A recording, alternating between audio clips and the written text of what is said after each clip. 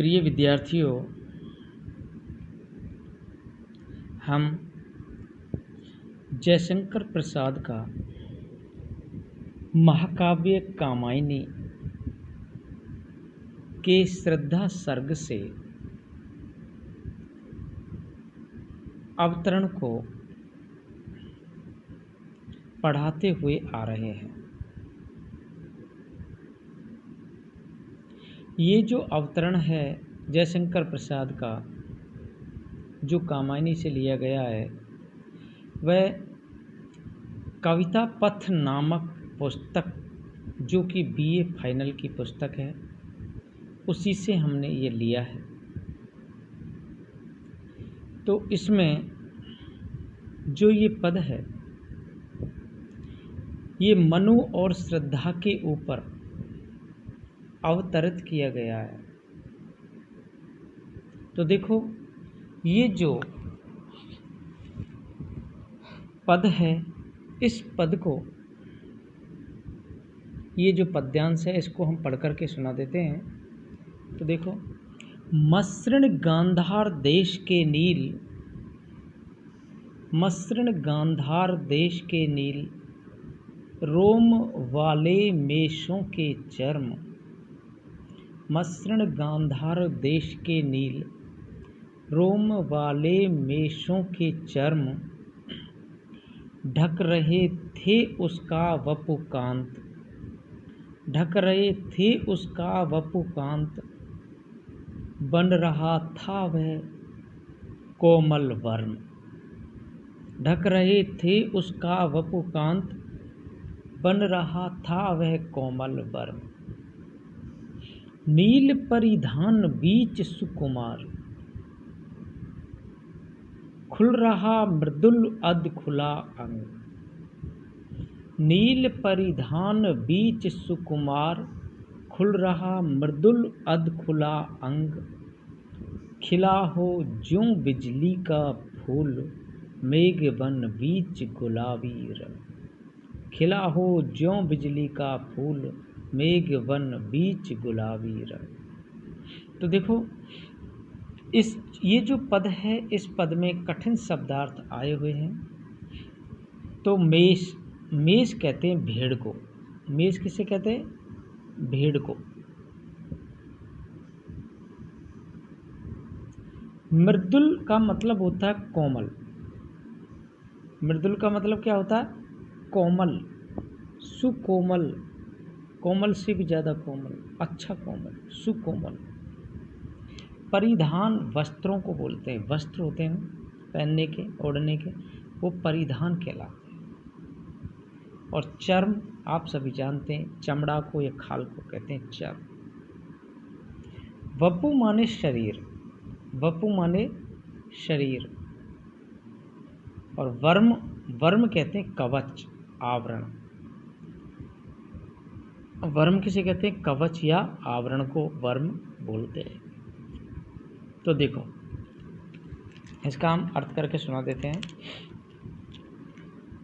मसृण गांधार देश के नील, रोम वाले मेषों के चर्म। देखो, ये जो अवतरण है, ये कामायनी महाकाव्य की श्रद्धा सर्ग से उद्धृत है। इस अवतरण में कवि जयशंकर प्रसाद जी ने उस समय का वर्णन किया है जब श्रद्धा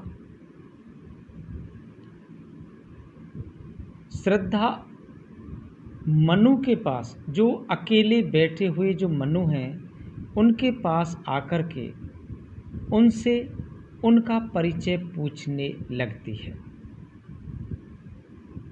इसी संदर्भ में यह कवि वर्णन करते हुए कहते हैं। तो देखो, मसृण गांधार देश के नील, रोम वाले मेषों के चर।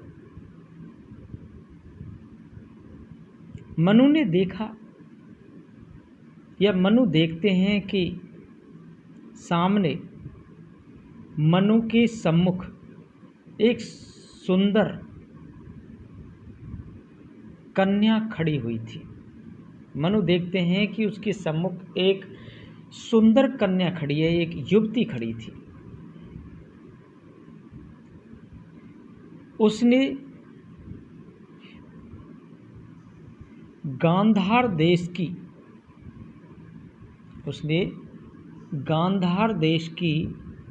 नीले रोम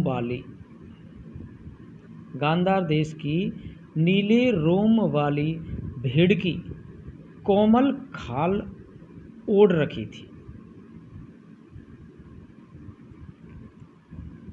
कवि जयशंकर प्रसाद जी कहते हैं कि मनु के सम्मुखे की रूप सौंदर्य से युक्त एक युवती खड़ी हुई थी, तो उसने गांधार देश की नीले रोम वाली भेड़ की कोमल खाल ओढ़ रखी थी।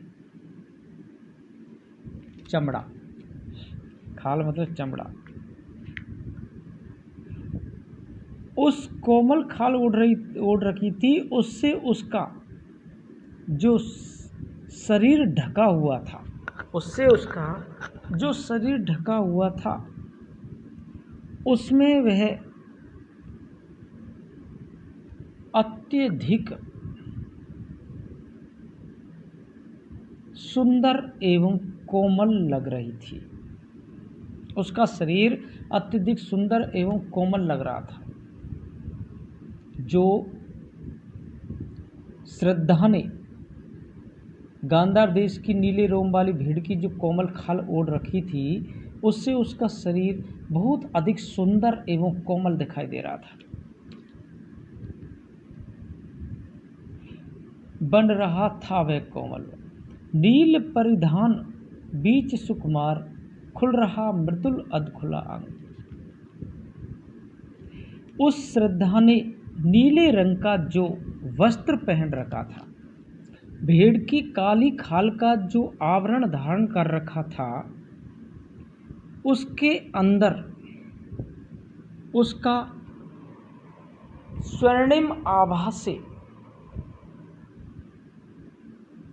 युक्त,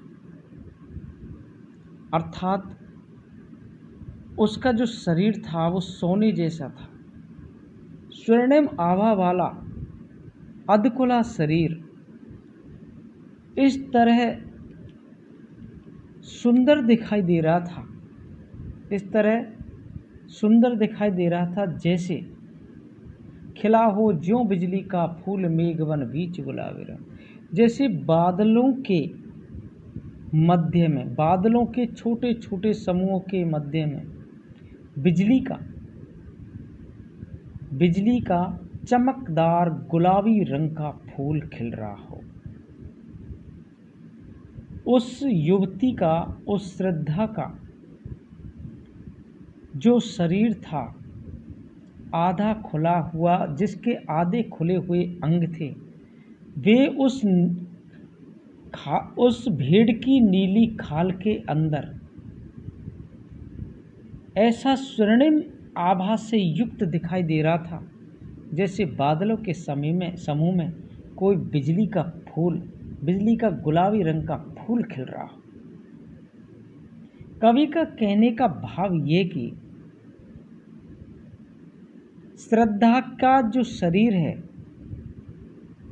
उसका जो शरीर है वह स्वर्णिम और गुलाबी आभा लिए हुए है। स्वर्णिम व गुलाबी आभा लिए हुए है। इसलिए काले नीले परिधानों के अंदर, नीले वस्त्रों के अंदर बिजली की तरह चमक रहा था। वह अत्यंत आकर्षक दिखाई दे रहा था। श्रद्धा के शारीरिक सौंदर्य का इसमें वर्णन किया गया है। इसमें अनुप्रास, उपमा, उत्प्रेक्षा अलंकारों का भी प्रयोग किया गया है। अब नेक्स्ट पद लेते हैं। आहा आहा वह मुख पश्चिम के व्योम, आहा आह वह मुख पश्चिम के व्योम, बीच जब घिरते हो घनश्याम। कवि जयशंकर प्रसाद जी कहते हैं, आह वह मुख पश्चिम के व्योम, बीच जब घिरते हो घनश्याम, अरुण रवि मंडल उनको भेद, दिखाई देता है विधान।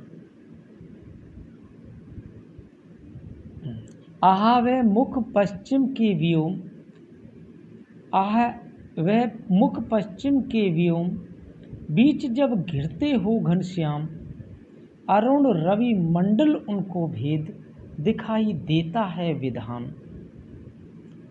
या कि नव इंद्र नील लघु श्रृंग, या कि नव इंद्र नील लघु श्रृंग, फोड़कर धधक रही हो कांत, फोड़कर धधक रही हो कांत, एक लघु ज्वालामुखी अचेत, एक लघु ज्वालामुखी अचेत, माधवी रजनी में अश्रांत, माधवी रजनी में अश्रांत।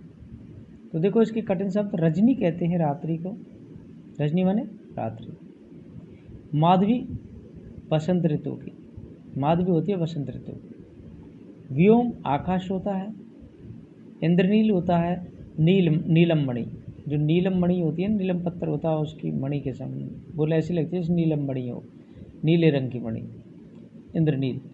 अरुण कहते हैं, अरुण मतलब रक्तिम या लाल, अरुण का मतलब। लघु का मतलब होता है छोटा, और श्रृंग का मतलब होता है पहाड़ी, श्रृंग का मतलब पहाड़ी। तो देखो इसका हम अर्थ करते हैं, आह वह मुख पश्चिम के व्योम, बीच जब घिरते हो घनश्याम। देखो प्रस्तुत अवतरण जयशंकर प्रसाद जी के द्वारा कामायनी महाकाव्य के श्रद्धा सर्ग से अवतरित है। इस पद्यांश में कवि ने श्रद्धा के रूप सौंदर्य का सुंदर चित्रण किया है। तो देखो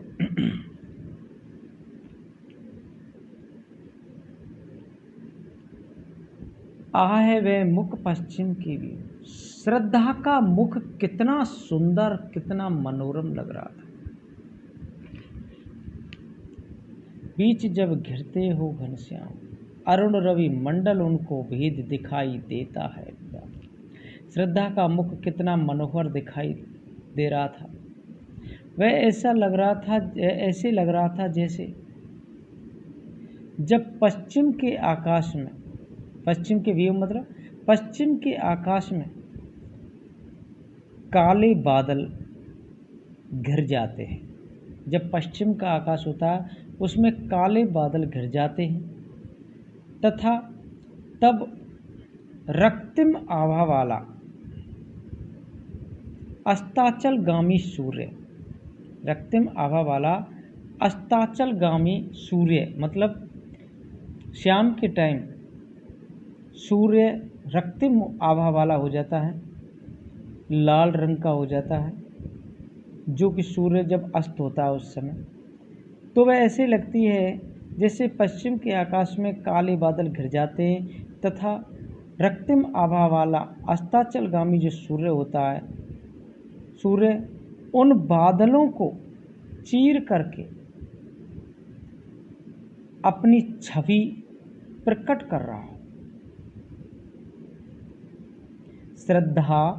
श्रद्धा का मुख ऐसा सुंदर दिखाई दे रहा था जैसे कि पश्चिम के आकाश में काले बादल घिर गए हों, और जो सूर्यास्त के समय जो उसका रक्तिम आभा वाला जो सूर्य है, रक्तिम आभा वाला सूर्य उन बादलों को चीर करके अपनी छवि प्रकट कर रहा, ऐसा लगता है।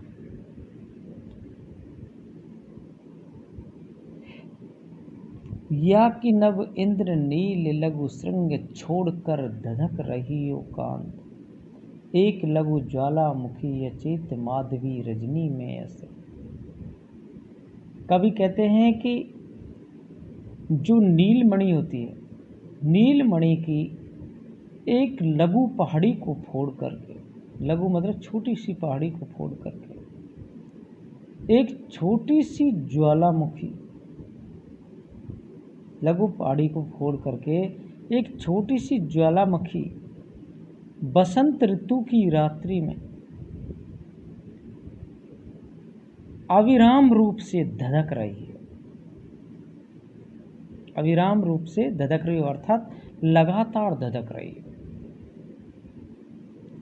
ऐसी लग रही है जैसे कि नीलमणि की छोटी सी पहाड़ को फोड़ करके कोई छोटा सा ज्वालामुखी बसंत ऋतु की रात्रि में अविराम रूप से धधक रहा। कहने का भाव ये कि नीले वस्त्रों के नीचे, नीले वस्त्रों के अंदर उसका स्वर्णिम आभा वाला शरीर, स्वर्णिम आभा वाला जो रूप सौंदर्य से युक्त शरीर है, वह पीले रंग का दिखाई दे रहा था, पीले और लाल रंग का दिखाई दे रहा था, पीत रक्त वर्ण का था। जैसे सूर्यास्त के समय अथवा ज्वालामुखी की छोटी शिखा का उसका वर्ण आकर्षक प्रतीत हो रहा है। ऐसी सुंदर शारीरिक कांति को देख करके जो मनु थे वे अत्यधिक आश्चर्य में पड़ गए थे और उनके लिए एक बहुत ही बड़ा आश्चर्य हो रहा था। श्रद्धा के रूप सौंदर्य का वर्णन किया गया है। इसमें अनुप्रास उपमा अलंकार का प्रयोग किया गया है, भाषा तत्संप्रदान है और श्रद्धा की शारीरिक कांति का वर्णन किया गया और उसके शरीर की जो कांति है वे एक लघु ज्वालामुखी की का उपमा देती है, जिससे कि उपमा अलंकार के अंतर्गत भी ये आता है। उपमा अलंकार है, इस पद में उपमा अलंकार है क्योंकि उसके शरीर की उपमा एक ज्वालामुखी से दी जाती है, श्रद्धा के शरीर की उपमा।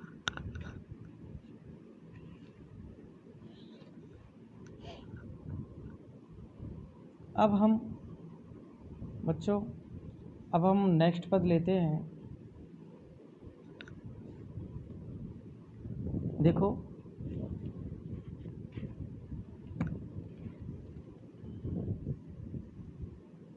घिर रहे थे घुंघराले बाल,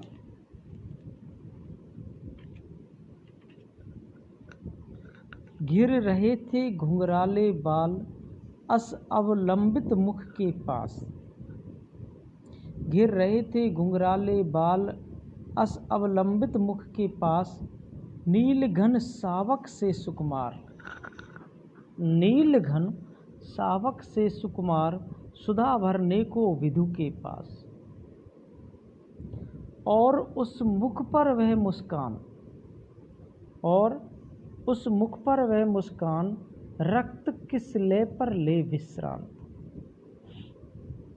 रक्त किस लय पर ले विश्रांत, अरुण की एक किरण अम्लान, अरुण की एक किरण अम्लान, अधिक अलसाई हो अविरा। तो देखो, इसके कठिन शब्दार्थ हैं। अम्लान, अम्लान किसे कहते हैं? अम्लान का मतलब होता है सुंदर या चमकदार। घन सावक बोलते हैं बादलों के छौने, छोटे छोटे बादल। दीप्त माने कांति में, सुधा माने अमृत और विधु माने चंद्रमा, विधु माने चंद्रमा। किसलय किसे कहते हैं? किसलय कहते हैं कोंपल को, जो पेड़ों की नई नई कोंपलें आती हैं, पत्तियाँ आती हैं नई नई, वो होती है किसलय। नई नई कोंपल होती है पेड़ों की। तो देखो, अब हम इसका अर्थ करते हैं। घिर रहे थे घुंघराले बाल अस अवलंबित मुख के पास, नील घन सावक से सुकुमार, सुधा भरने को विधु के पास। देखो, ये जो पद्यांश है कमानी से संकलित श्रद्धा सर्ग से अवतरित किया गया है। इस पद में जयशंकर प्रसाद ने श्रद्धा के रूप सौंदर्य का चित्रण किया है। जल प्रलय के बाद में मनु अकेले बैठे हुए हैं और श्रद्धा उनके पास में आती है तो मनु उसके सौंदर्य पर मुग्ध हो जाते हैं। इसी का वर्णन यहाँ कवि जयशंकर प्रसाद जी ने किया है। तो देखो, मनु ने अपने सामने गिर रहे थे घुंघराले बाल, अस अवलंबित मुख के पास, नीलगण सावक से सुकुमार, सुधा भरने को विदु के पास। मनु के सम्मुख श्रद्धा जब उपस्थित होती है तो वह उसके रूप सौंदर्य को देख करके मोहित हो जाता है, उसकी तरफ आकर्षित हो जाता है, अट्रैक्टिव हो जाता है। श्रद्धा के मुख के पास कंधों तक घुंघराले बाल बिखरे हुए थे। श्रद्धा के मुख के पास कंधों तक, अवलंबित मुख के पास कंधों तक घुंघराले बाल बिखरे हुए प्रतीत हो रहे थे, अर्थात बिखरे हुए थे। उन्हें देख करके ऐसा लगता है जैसे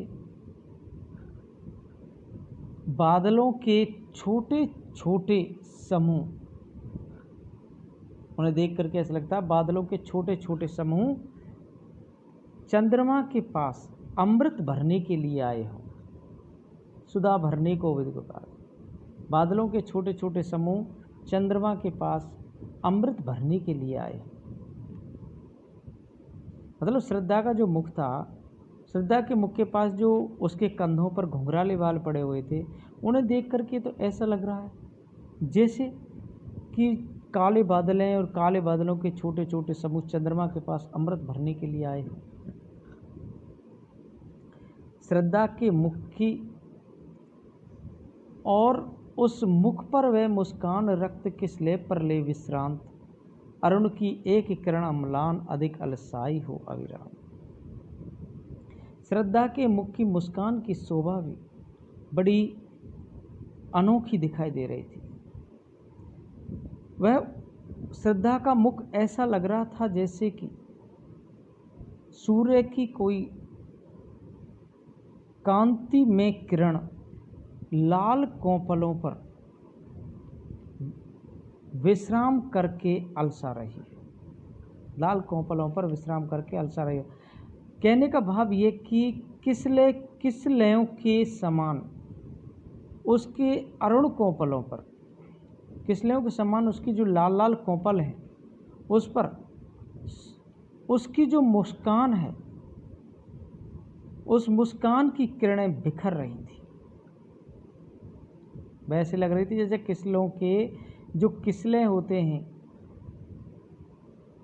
किसले कहते हैं कोंपलें, जो लाल लाल कोंपल हैं, लाल लाल कोंपल हैं, लाल कोंपलों पर उसकी मुस्कान की किरणें बिखर रही है। श्रद्धा के जो होठ हैं वे लाल रंग के कोमल किसलियों की भांति थी। उसके श्रद्धा जो होठ हैं वे कैसे लग रहे थे? लाल रंग के, अरुण वर्ण के कोमल किसलियों की भांति हों, जो अम्लान, अम्लान कहते सुंदर, चमकदार, जो सुंदर और प्रफुल्लित थे, सुंदर और खिले हुए थे। उसमें यौवन की सुंदर मादकता अलसा रही थी, उसमें यौवन की जो सुंदर मादकता थी वह अलसा रही थी। अर्थात श्रद्धा का रूप सौंदर्य था वो बड़ा ही आकर्षक लग रहा था मनु के लिए। तो इसमें श्रद्धा के रूप सौंदर्य का वर्णन किया गया है,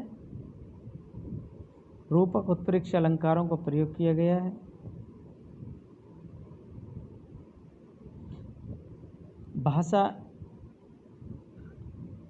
भाषा इसकी तत्सम प्रधान है।